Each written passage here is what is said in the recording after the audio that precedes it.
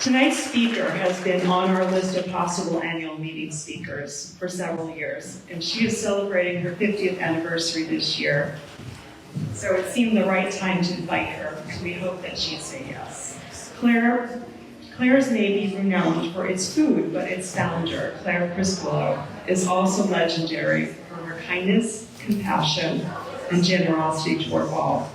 The comforting warmth one feels on entering Claire's Copia, her iconic vegetarian eatery on the corner of Chapel and College, is in abundance here tonight as we welcome Claire Criscuolo and congratulate her on 50 years of goodwill and great food. Clearly, Leading with the Heart has been a recipe for success, heralded as one of the 10 best heart-healthy restaurants in America by MSNBC. Claire's has received accolades from national press and fans alike, noting the restaurant's ability to pivot to meet the needs of the times, the community, and dishing up delicious, healthy food at the same time. In what she terms as this crazy experiment, Criscuolo, a registered nurse, and her late husband, Greg, a musician, opened Claire's Cornucopia in 1975, simply wanting to bring real, clean food to New Haveners while blending Italian, Mexican, Middle Eastern, and Greek influences. She says, "We believe that if we can eat together and share our stories, we'll realize that really we all want the same things: good health, happiness, purpose, and peace." That's the title of tonight's chat. Claire's in conversation tonight with award-winning journalist Paul Bass, founding editor of the New Haven Independent, who was our annual meeting speaker in 2017. As you know, he's the co-author with Douglas Ray of Murder in the Little City, The Black Panther's Yale, and the Redemption of a Killer. His articles from his years at The Advocate during 1980 to 2004 are in a dedicated archive housed at the Manuscripts and Archives section of the Yale University Sterling Memorial Library. Please welcome Claire Criscuolo and Paul Bass.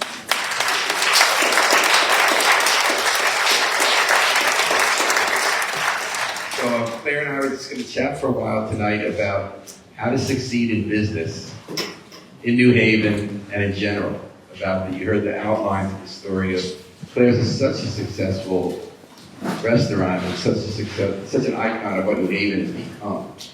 Right, in the years, her successes over the years tracked how New Haven itself developed, and that's some of what we're going to talk about. Sound good? Thank you. Sounds perfect. I'm very comfortable being here with Paul because I've known him for Close to 50. close to 50 years. So it's been a blessing. Definitely my favorite place to be when I came to New Haven. That and Toast. So Claire, we heard about how you were a nurse in your 20s, correct? So what was going on in New Haven in America in the mid-70s that would lead you to start? It used to be a narrow restaurant. It wasn't the whole footprint it is now. And it always had 92.5 on, right? The mellow rock station, I remember. You know? And what was going on that would lead someone to start a restaurant like this? It wasn't common to find something like that outside of Moosewood in Ithaca or something like that. What made you start it there? Yes. Well, basically, my husband and I really wanted to find a place where we could have homemade salad dressing. I couldn't understand why, if you ate at a restaurant at the time, the bread was out of a package, the dressing was out of a bottle, and we used to joke that we needed to start a restaurant so we could have a good meal out. Well, that's interesting because I was leading you more to sort of the health food thing happening, but there was also what we now call foodies. People like the Copper Kitchen, which was a nice place, was right around the corner, right in the Anchor Bar. People didn't really think fancy about food. By fancy, I don't mean getting dressed up. We always had Sherman's Tavern on the green and everything. But that people didn't really think the same way when you went to Yankee Doodle, which was another excellent place, some place around town. New Haven was kind of a lunch city, right? And it wasn't where people thought about natural ingredients. And that was the only way I thought, but that was how I was raised. So I found it shocking that everyone didn't eat like this. Because my mother squeezed lemons to make lemonade. She made bread dough and pizza dough and cream puffs on Sundays and Italian cream. I didn't know that pudding came out of a box until I went to college. Because we also, it's a blessing to be poor at the time. Because my mother could not have bought the convenience items, which were available at the time. So she had to make things if she wanted us to eat those things anyway, so she could never fall prey to that. She had a garden in the backyard. People brought her fresh fish during the season. And this is the way we ate. And I was so surprised. In fact, when I went to college, I remember calling and saying to my mother, I'm coming home. I'll never survive college with this food. And food is very important to me, still to this day. I'm one of those people who nobody likes to go to a restaurant with. It's like, what's it about? So on the one hand, you've written about this too in your books. You talk about the recipes and the approach to cooking you got from your mom. And did she come from Amalfi or was it her mom? Her mom came from Amalfi. But it's very kind of traditional food. Something else was going on in the mid-70s, which is that the civil rights and the protest era had kind of crashed, but there were a lot of very idealistic people, and at the risk of overgeneralizing, people who were idealistic about a better world and young were also embracing non-corporate, non-industrialized food as a principle. Is that accurate? Well, yes, and diet for a small planet. And were you and Frank hippies? Oh, I was a serious hippie. I still wear working socks. And I had a Volkswagen, so I fit tight. And I just believed. I mean, I never protested. My mother never would let me. I couldn't even go to any kind of a protest. My mother would, if I was watching a protest on television and my mother walked in the door, she'd say, turn that off now. She said, those are rich kids. You're going to get a scholarship. And the government's going to be watching that. And you won't get a scholarship. And she would, so we did it. So I was sort of my own personal protest. You know, I believed in, I just didn't want to eat animals. I really loved, I was one of those people who picked up the stray dogs and brought them to bed. But you tapped into something. So what happened when you opened? What was the reaction in New Haven? Well, at first it was, we were making homemade food. So, we were making just good homemade food. And I really think they go with a bunch of hippies. But who doesn't love a good bowl of soup? Who doesn't like homemade bread? So we weren't doing anything outrageous. And also, I really wanted to make food from everyone's grandmother's kitchen. I loved that thought. My brother traveled all over the world in the summer times. He would work at Malibu Iron Fittings during the year and save all his money and spend his summers in Europe. And he'd come home and tell me about all the food. I would go to the library and get the books and cook some of the items. And my mother would worry and say, don't you want to make grandma's food? And I'd say, I do, but I kind of want to make other people's grandma's food too. And I somehow thought that if we made other people's grandmother's foods, we'd have something we could talk about that made us have something in common. Like, who doesn't love your grandmother's cooking? What did your mother think when she came in the restaurant? My mother loved the restaurant. My mother was so proud. Her house was like a shrine to me. It was ridiculous. It was almost ridiculous. I used to teach her that if I come over and there are candles in any of these rooms, I'm leaving. She had every publication I was ever in. She supported everything I did. She came and cooked. Well, the proudest day of my life was when I was able to tell her, give Mrs. O'Keefe your notice, but you're not cleaning her house anymore for a living. You're coming to be with me. And that was a very proud moment for me. So we started out, I said to Frank, well, I was actually a staff nurse at the Medical Center and on the drug and alcohol program. And I was working with moms and sending kids to Clifford Beer's clinic, so I'm very grateful that I learned about the clinic. But I had a really hard time understanding that children were not being cared for. And that really bothered me. And one day I knew I couldn't do it anymore. Frick picked me up from work and I said, I'm giving my notice tomorrow. I can't stay and doing this. So what are you going to do? I said, I want to open a restaurant. I want to open a restaurant. I want to build a community. I want to make homemade food. And I thought I lost my mind. And it was rough. We didn't start out super successful. It was difficult. We started out, a pot of soup, homemade bread. Did you have a soup salad bread special? What we did was, because we bought the caramel corn shop from Fred DeLuca, it was called Caramel Corner. Fred DeLuca of Subway fame. Of Subway fame. And he really sublet it to us, thinking that we would go out of business, and it would be a placeholder so that he could open a Subway there. But so we couldn't today have Subway instead of ours. Exactly. But there was no way. Were there moments at the beginning when it looked like you might go out of business? Absolutely. There's still moments. Do you remember a moment back then when you said, oh, it's going to work, something happened one day that felt like a symbol of how you were getting accepted, how the concept would work? No, it was Mr. Goodman. I had my butter distributor and my sour cream distributor, Mr. Goodman. And he came in one day and I was sobbing because Frank said, I am not funding this restaurant anymore. And he said, and I've also instructed your brothers that I'm not going to reimburse them if they continue funding you. And I knew that I was not going to be able to go on. I mean, the rent was high. I had one employee and it was so quiet because, the Yale college dorms were blocked off. I mean, the gates were locked. So kids, until they could figure out that they could climb over the fence to come to Claire's, until the Yale Daily News really put us on the map, it was still very difficult. I mean, the rent was very high, the utilities, all the expenses were high. And when you looked around those blocks, there was the Copper Kitchen there was the Anchor Bar, but there was a lot of vacancy. Yes. Like what we see now as our prime downtown block was shuttered for the most part. It sure was. Including the theaters. And there were violent movies playing at the theaters. So it was scary. So then I'm going to fast forward a little bit. Okay. So the mid-1980s, the city started to change.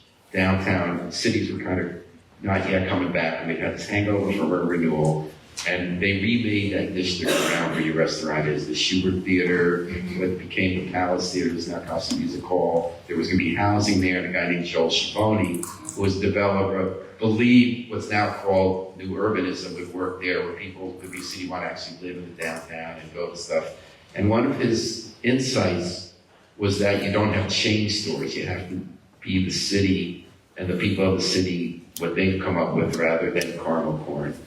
And was that a surprise to you? And he said, I remember him telling me, I actually want the Copper Kitchen and Claire's and the Anchor to be there. That's actually how I'm going to make money.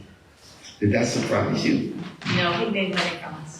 But what I mean is like that surprised you almost couldn't stay in business with this kind of hippie vegetarian restaurant. All of a sudden, this guy was coming with a lot of help from the city to remake the whole downtown and kind of upscale it. Saw what you were doing as suddenly a draw, an economic draw. I think by that point, by the 80s, people started coming, and the students were coming, and Claire's started being a little bit of a hangout. And then when Joel Schiavone came in, I met him on the green. He came by in roller skates, and he said, "You are so bohemian. I want you on that corner." I'm like, okay. And so, I mean, I had no intention of leaving, but it was difficult. I mean, even getting leases. I mean, he really pressed us, and he had the people who did the took tough advantage. pressing. Stanley Klein. Yeah. He took advantage, and it was very difficult for us. I mean, at one point, he said, if you don't sign the lease, we're going to just put blocks up and we'll do construction. And I said, okay, I'm going to the Women's Liberation Center, and we're going to boycott all your property. Wow, so this isn't this kind of happy partnership story. No, so this is right when they started redoing the buildings. And what was this over? Was this over a rent increase? Was it over This a was broken over rent boiler? increase, and this was over when I found out that we were being taxed on a building that has a lot less tax than we were paying. So whereas they said your rent is X because of taxes, but they lied about how it's X. Plus they tapped into our water, and we were paying I for remember you water talking about the water, for yeah. the entire building. How did you discover that? My bill was really high, so I called the water company and said, "Hi, we're very careful. We don't waste." And they said, "Well, you're going to have to hire a plumber." I said, "If I can't afford the bill, how can I afford a plumber?" So I thought, okay, well, I have to do something because the bill is extraordinary. And then I hired a plumber, and he came up and said, "Aren't you magnanimous? You're paying for the water for the entire building." Wow. Are we talking 1982? Yeah, around there. So it was very. So you had a showdown with Joel Schiavone's Yeah. tough guys. Yeah. Who always tried, like they were trying to dress up for certain movies. And they came in and they said, we're going to put blocks up, close you down. And you said, I'm going to Women's Liberation. Yeah. So how did that play out? It was great. We went there and we said, we're going to boycott your buildings. We're going to start boycotting the buildings. We're going to start doing like a boycott permit. And then they relented and they signed the lease. My husband always said, Claire is the nicest person in the world until you try to hurt someone she cares about or something she cares about. And then she's crazy. At what point did you realize that you had something that was financially viable? When did you realize you were ahead of the curve? You were ahead of your time with the natural food. I think when people started asking for recipes, people were coming in and saying, can I have a recipe for this? And I would write it down on a napkin or a piece of paper. And then it started just getting cool to come to Claire's. I mean, it started where people asked if we could have t-shirts made that said Claire's. People were writing about us. The New York Times wrote about us. I mean, so we knew that we were on to something. Sam Friedman, who covered Connecticut, always gave Claire's every time he did it. I think Claire's is still that kind of place. It's really polarizing. I mean, you either love it or you hate it. You either think I'm not waiting in line, or I don't want to clean my table, or I love waiting in line and talking with everyone else, and I love cleaning my table because I feel part of this. So in that period in the 80s when you got past the water bill, the buildings got nicer and people started living like above ground again there. Yes. You expanded then, right? Didn't you get a bigger footprint? We did. We took over Mr. Kajian, the import store that children wanted to retire. And so we bought that place, and I wanted frozen yogurt. Frank and I used to go to New York, and there was always frozen yogurt. I said, we have to have frozen yogurt. So we bought that, and we called it Claire's Next Door. Oh, right. And Frank bought an old door, and he had an artist painted Claire's Next Door. And it was wonderful. We had frozen yogurt, and I learned how to replace a motor. And that was a little ahead of time. Do you remember in the late 80s, every other place was a frozen yogurt store for about 5 minutes in New England? We were the first one, though. Yeah. We brought Dandy O frozen yogurt, and we were the first one to have the frozen yogurt. But then when the machine started being really problematic, it cost so much money to maintain, and it had to be broken down every single night. I thought, this is not worth it. And then we expanded the restaurant, and then Mama's Pizza wanted to close and wanted to retire. And so I said, okay, this is it. We can't be any That's taking on a lot of debt too. That was a risk. Like, how did you feel you were able to? You were pretty confident. I'm not a risk taker with money. Mm-hmm. No, I borrow money from my mother or my brothers. And my mother put a second mortgage on her house so that I could. Yeah, my mother was amazing. That's a lot of pressure. Well, I knew that I could go back to being a nurse or skin nurse, Yeah. and I would have a job. And did you see a connection between why you became a nurse and why you were doing this kind of restaurant? Oh, absolutely. While people were reading cookbooks, I was reading New England Journal of Medicine from my doctor friends.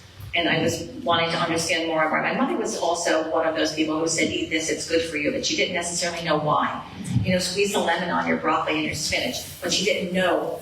Just instinctively, the Italians did this, but it turns out that vitamin C helps you absorb iron better.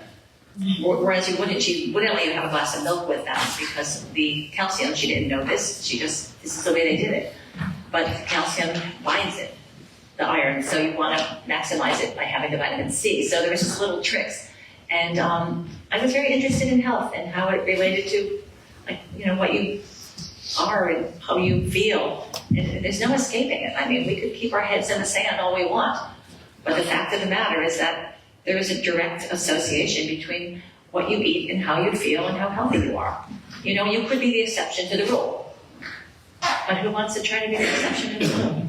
It was interesting to me in that period, Claire, in the 80s, when I noticed the difference in who was coming to lunch. It's not the people who used to be coming to lunch weren't coming anymore, but sort of when downtown came alive more, I would notice like business people having lunch. But when did you notice that change and what went through your mind and how did you alter in any way what you were serving? Well, we definitely had the hippie group. We had the Law Collective. People all hung out. In fact, we had their... You talk about Cookie Poland and Charlotte Pillsbury. Absolutely. Exactly. And they gave us their tree when they moved. They gave us their Dollar Tree or whatever the tree was. Their avocado tree, the avocado plant, when they left. But we started... Then you got the other lawyers too. You got Wiggin and Dana too. Well, then we started with the Wiggins and Dana people. Then we started with the people coming in, the guys with their suits and their ties, and they'd throw the tie over. Or we would give them a little whopping, give them a fresh towel to put in front of them so they wouldn't get their white shirts dirty. But we started noticing like a really uptown people coming. And that's the one way I think you were ahead of your time in terms of America embracing this more mainstream healthful food. So that was kind of the 80s, and New Haven was becoming sort of a different kind of city. And you had also branched out for a while in Branford, right, with Yes. Frank, and that was a different kind of restaurant. It was. It had meat, right? It was a full-service restaurant with a fabulous salad bar. We had an arrangement in our family that if anyone became successful, we'd help the others.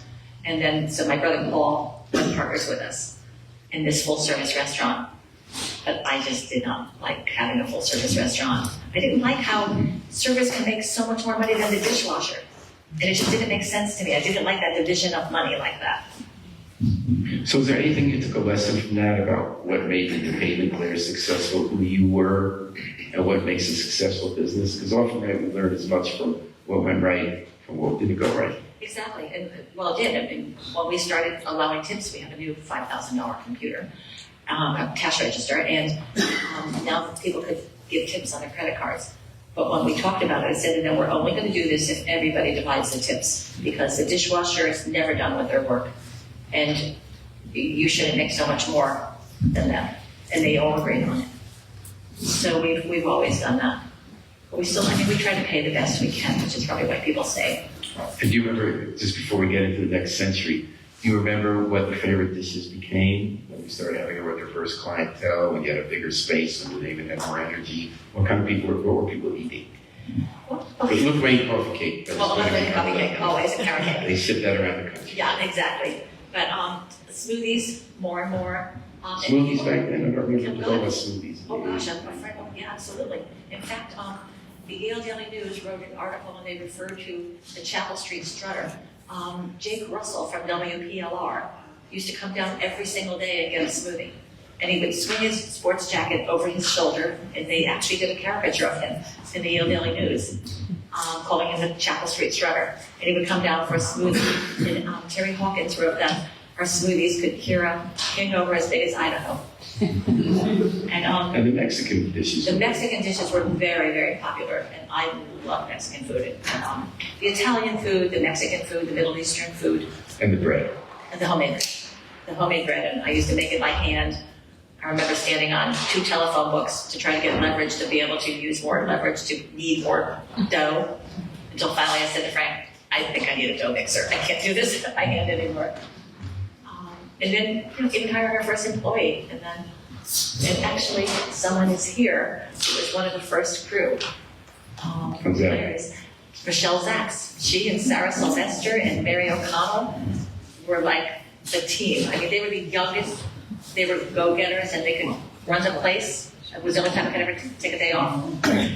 So one thing I always admired about you, Claire, besides how open you were to people and how special you made people feel when you came there, was how you kept pivoting as the Navy was pivoting. I mean, I'm forgetting what year it was, I think it was in the 90s when Joel Schiavone owned that whole district, and he lost it all. And thanks to some forethought and planning, Yale took it over so that the stuff wouldn't close. Thank God. What did that mean for you? Because New Haven was also changing. I always thought it was symbolic that Yale was buying up commercial real estate at the same time that a new president was investing more in New Haven and thinking of the more engagement in the city.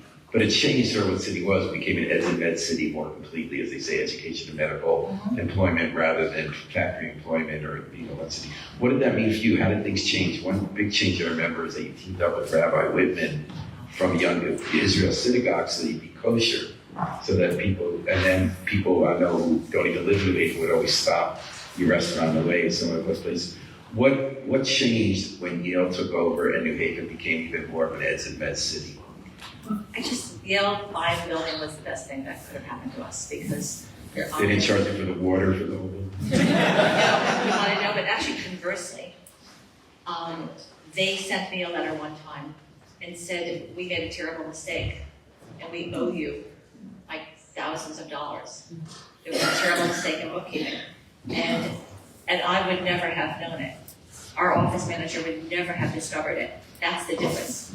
And which is another reason why when people ever complain about Yale, I am like rabid, because they do so much for this city, and they did so much for Claire's, and they do so much for the community. Well, they also saw it as a selling point, that there was this kind of iconic restaurant, had your cookbooks out, and it was the kosher thing was actually a selling point. Well, yes, we had a lot of mothers calling saying, if you get certified kosher, more boys will come to Yale, and I would laugh and say, girls only just started coming to Yale, so I'm not encouraging more boys to Yale, or we want more girls at Yale. We would laugh about it, but then Rabbi Whitman came, and he was a part, because it's tough getting kosher supervision. Like, you have a lot of cheese. It's like a protection racket, right? With kosher, right? You gotta get the right rabbis and the right, sources. Was it easy getting cheese that you could afford? Still not. I mean, I still have to overpay for balsamic vinegar. But that's crazy. It's very expensive. The cheese isn't, truth be told, I don't think the cheese is as tasty. The Parmesan certainly not as good as pecorino romano or parmigiano reggiano. But it's the right thing to do. You know, the right thing to do is seek the key to success. You have to do what's right. Rabbi Whitman came to me and said, could you please get certified kosher? People would really appreciate it. And I said, well, if we want people to eat together and to have peace, then we might as well have everyone eat together. And so I studied for a year. I said, this is really important. How did you study it? With him? Oh, I studied with him. I just was terrified. I mean, it's not like putting onion on someone's salad when they don't want onions. I mean, this is serious stuff. So I learned a lot, so much so that I was invited to California to teach a class on kosher food 101. Wow. Yeah, years ago. Which explaining my last name was a little rough. I was like, yes, I'm Italian. And Fancy Contini or? Well, I tell them that because the most Christian thing I've ever done is become certified kosher. But you either respect religion or you don't. And we absolutely respect religion. So we got certified kosher, and it was difficult. And I wanted to pay for it myself. People had offered to pay to buy all the new dishes. I said, no, I have to do this. If we're going to do this, this has to be something we do. And so we got certified kosher and scrubbed everything and burnt everything and then closed for 24 hours and scrubbed everything again but it was worth it. And Rabbi Whitman was just a peach. The other thing I remember from that time is health insurance became crazy. That's when it got so unaffordable for people to get health insurance. It's still unaffordable. And if I'm not, that's crazy. But if I'm not mistaken, I seem to remember you were the only restaurant around there that actually offered health insurance to your employees. We did. When did that start and why now? Started many years ago because I felt like everybody needed health insurance. But I made a big mistake with health insurance. And my office manager warned me about this. I wanted to have them, it turned out we used to do group insurance, but then Erin, one of our managers, did some research and she said it's cheaper if we buy it on our own. So I said, okay, then we'll just give you the money toward it. And Bonnie said, this is a bad idea. If we give them the money toward it, they're not going to renew it. And with some of the people, she was right. That's tough though. It was tough, but there's nothing I could do. But I always felt good, when I go to Claire's for so many reasons. Well, one of them is I feel like I'm spending that same dollar. I love the idea of knowing that the person working there has health insurance. Well, they don't now. A lot of them don't. How come? Because a lot of them, because they took the money and then after they stopped paying for it and then just let the insurance drop, and we had no way of doing it because it was no longer a group. You know, right from the So they're beginning, just I was letting the worried money about go. that. So it's just you offer them the money, they don't take it. Well, now, I mean, in fact, today was the last day, so I sent one more email out begging them to sign up for it. I said, we will pay more than 50% of it. People don't fill out forms at Claire's. Getting someone to fill out a form. That's part of the secret of the success, right? If you want someone who fills out forms, you don't want them making your food. It's very difficult, so we don't, but a lot of them are on Husky. And we figured out something else. Actually, Bruce Alexander from Yale taught me something. Because some of my employees go to the Fairhaven Health Center. But because we don't pay minimum wage, they had a sliding scale that was very high, and they were being punished for making more money. So he gave me this great idea, and my accountant said it was legal. So I gave myself a raise so that I could pay taxes and not go to jail. And then I would pay them minimum wage and then pay them the extra money out of my own money as a gift. You're allowed to give someone up to $13,000 a year. That's so interesting. Oh, it's brilliant. It's a loophole, a legal loophole.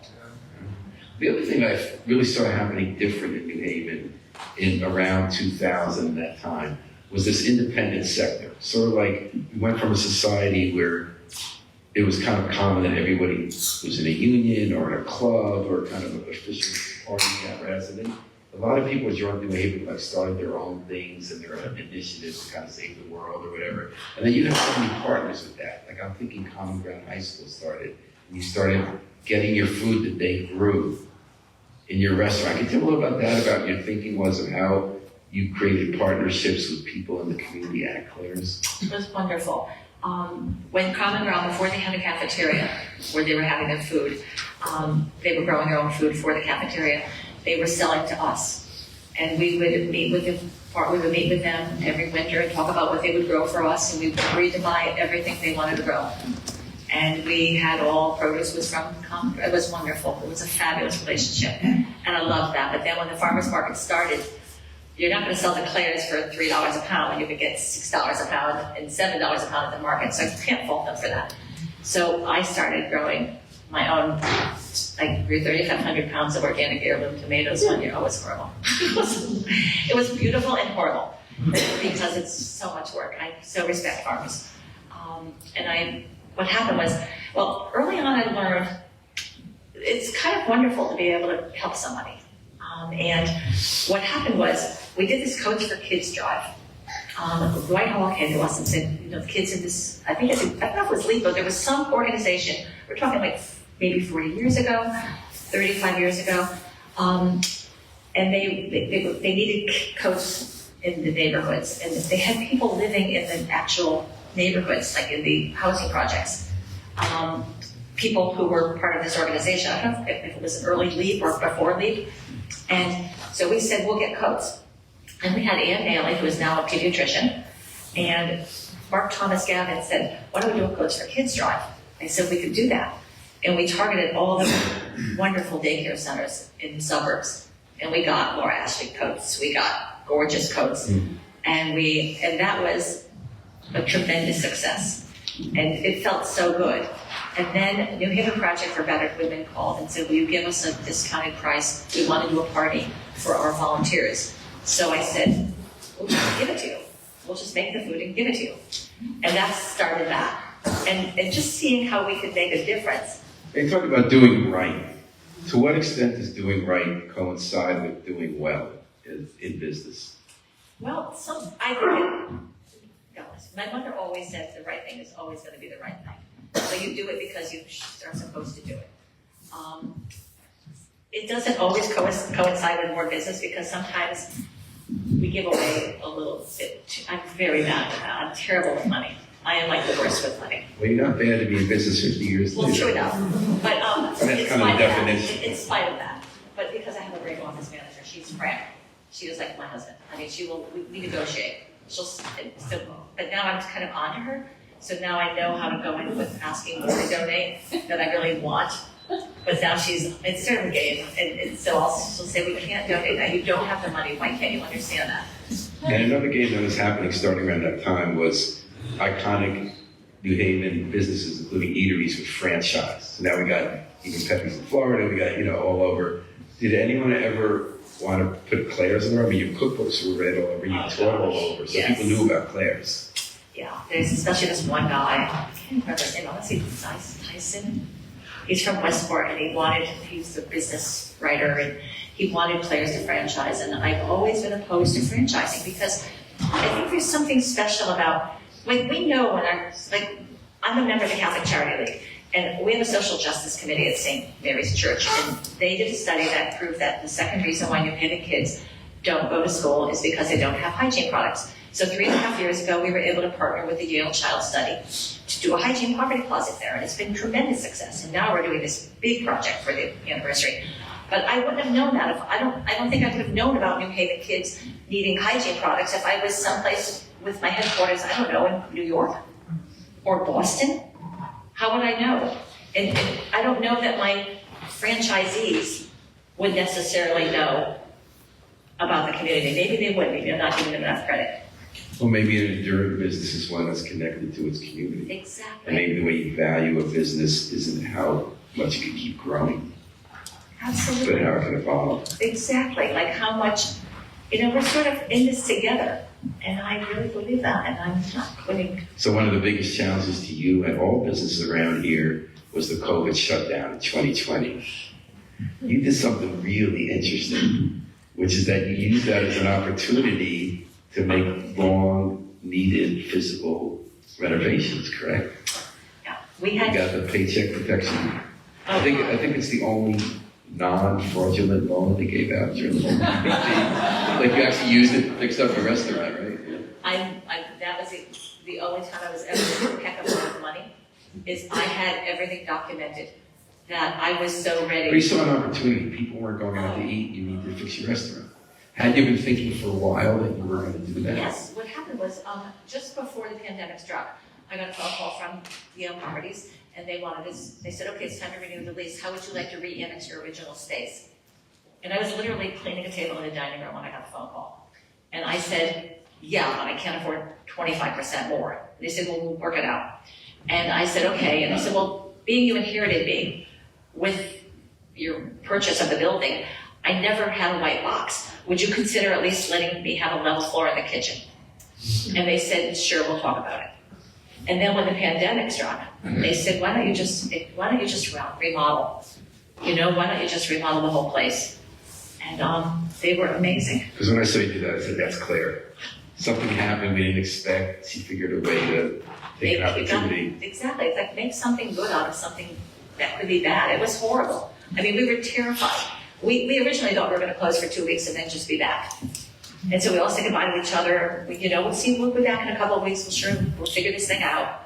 And then when it was obvious that it wasn't going to, then I started getting afraid because I started thinking, how do I protect my people? Like, how do I protect my people who may not be able to collect unemployment, even though the government has loved their taxes over all these years?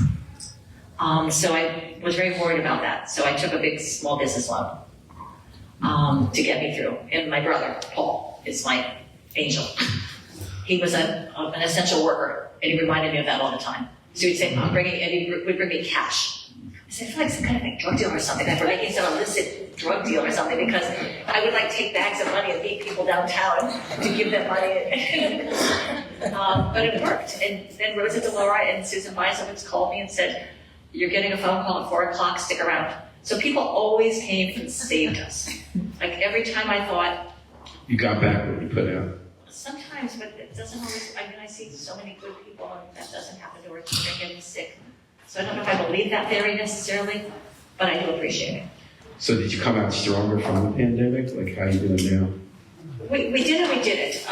Night business kind of never, like really picked up as much after that. But I think kind of on crime, you know, we had some bumps in the road, but things are good. I mean, we're still fine. We do a lot of catering.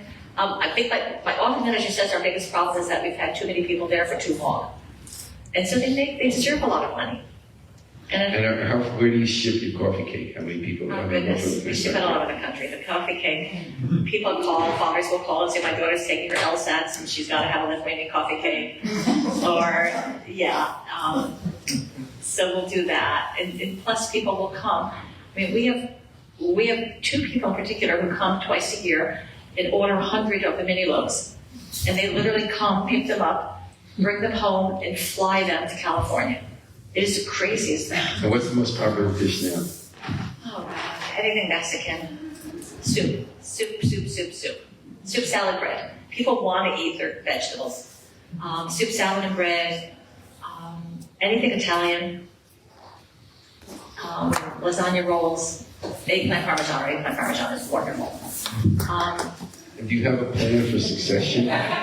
Is there going to be another 50 years of plans? Well, there's not going to be another 50 years of Claire. I'm too old for that, unless they figure some, I don't know, prize at me or something. I have no idea. But I have my mini-me at Claire's. I'm sure you all know Rosie. She's my mini-me. But she just keeps saying, no, you need to stay. Do you think you ever could not work there? I don't know the answer to that. I think about it sometimes because everybody asks me, especially since the 50th anniversary. I don't know. I mean, I love the place, and I think I still do a pretty good job. And your neighbor loves you? Thank you. It's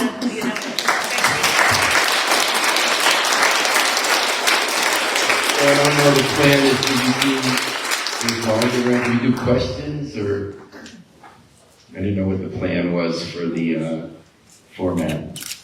Well, Michelle Zaks has a story. Okay, Michelle. Where is Michelle?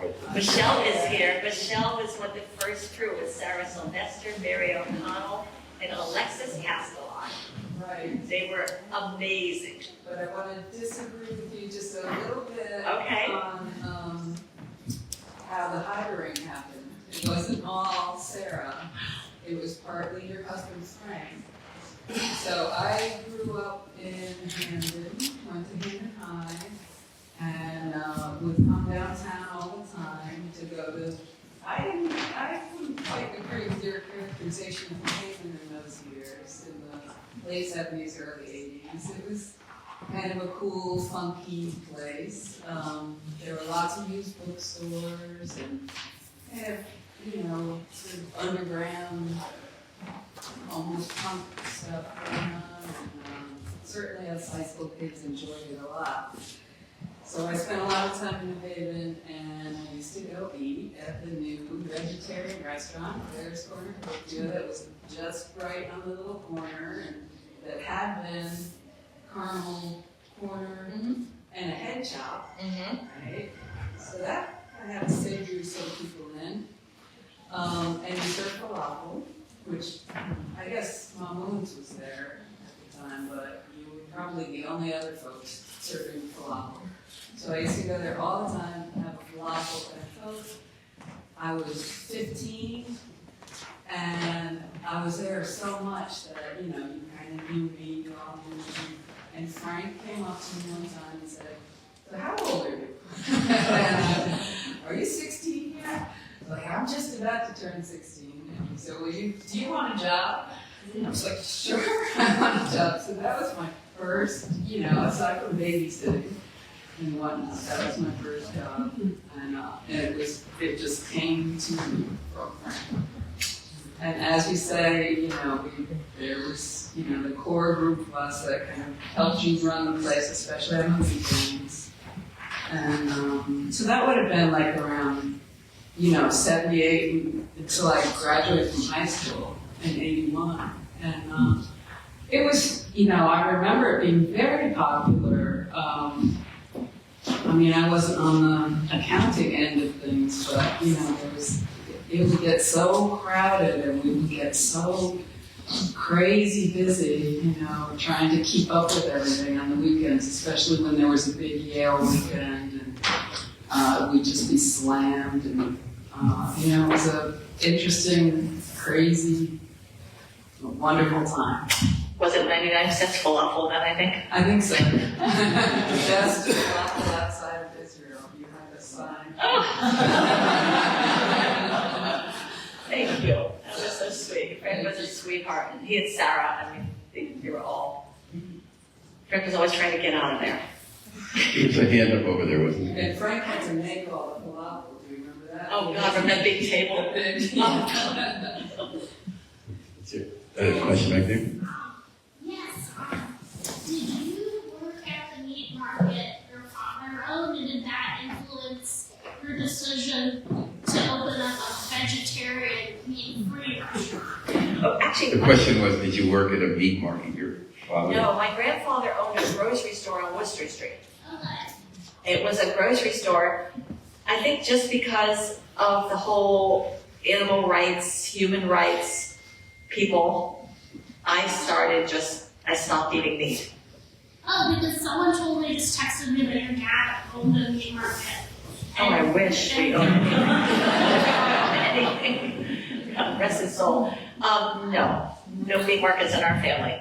But my grandfather owned Paolo Biggio and Sons, a grocery store on Worcester Street when I was little, when Worcester Street was thriving, and well, it is again, but before the highway was put in. Yeah, no. But I think from all the Italian Catholic Fridays and Wednesdays, I was used to not eating meat. Aaron, did you want to add something? Yeah, another kind of legendary vegetarian restaurant in Connecticut, Blood Group in Newport, has recently announced their closure. In fact, they're closing next week after, I think, 48 years. So they must have started a little bit after you. But I'm curious if you had any interactions or relationship with Selma and Noel from Blood Root about what it meant to be a woman running the kind of hospitality business in that era, or if their closure has made you change your thinking about what it takes to sustain a business after the founding generation has passed. Great question. Yeah, it is a great question, but I actually didn't interact with them a lot. I went, actually, my friend, Frank Mitchell and I, we went for like anniversaries. But no, I didn't have a whole lot of interaction with any other women in business until Zinc. And I used to have, she and I, what's her name? Donna Curran. Thank you, Donna. Donna and I would call Donna to get advice. I'd say, what should I do about this? And she would call me sometimes about something. In fact, the first time ICE came through, I remember she called me and she said, they just left me, they're coming to you next, hide everybody. So that was really my only one. I didn't have a whole lot of friends in business. I mean, early on, I just worked.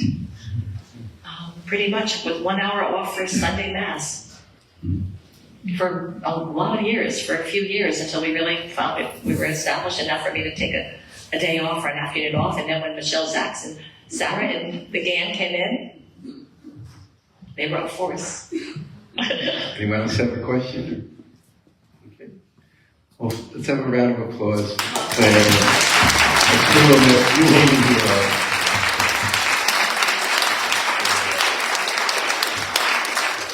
you so much. You know what, can we tell you, do we have time to tell them about our new project? Yeah, I'm starting to about that. About the nonprofit? Yes. Yeah, quickly, she could tell you about the new nonprofit. We're starting a 501c3. What happened was, after we saw the success of the hygiene poverty closet, we've been talking with some police officers and just some counselors at schools, and they tell us sometimes kids just don't have enough food, or they take them home, they don't have enough food, or any food in the refrigerator. So we decided a year before our anniversary that all the proceeds from our charity merchandise and our cookbooks for the year would go to start a fund called Be Kinder Than Necessary. And so we started this, we collected about $13,000. And at our anniversary celebration, Lindy Lee Gold announced that she will match whatever we have. And then one of our customers said, actually Sam Chauncey wanted to make a nice donation. And another customer who's a lawyer was there when he said it. And I said, I would love it, but I don't know where I'd put it. Like, how would I get that money? What would I do with it? Because you're not buying merchandise. And this Jermaine said, I think it's time for you to start a 501c3. And I have to say, I'm really glad that I didn't know what it entailed, because I wouldn't have done it, and I would have regretted it. But I am head over heels because I turned in almost all of the paperwork and the insurance. I have a board of directors, Linda Mays from Yale Child Studies, the vice president. My nephew, who's a little MBA genius, is going to be on the board, and I have my office manager, and I have friends, and it's going to be really fantastic. 2 women from the Catholic Charity League. And we're going to be doing something called Kindness Closets. I'm meeting with the director of libraries a week from tomorrow, and we're going to do Kindness Closets, hopefully in the libraries and in faith-based organizations. And in these closets, we're going to have a food pantry, because we don't know where kids could get food on their own without a parent. And it's going to have a hygiene poverty closet. It's going to have books, and it's going to have games. And then we want a wish list, because sometimes we hear from the teachers that kids don't have coats or they don't have shoes. And there are these resources. We know that people are going to be very generous, and we have a couple of partners already with our food distribution, and they're going to help. And so that's what we're going to be doing. So we're very excited about that. So a startup after 50 years. Yeah. So a startup after 50 years. All right, well, thanks again. Thank you so much. Thank you.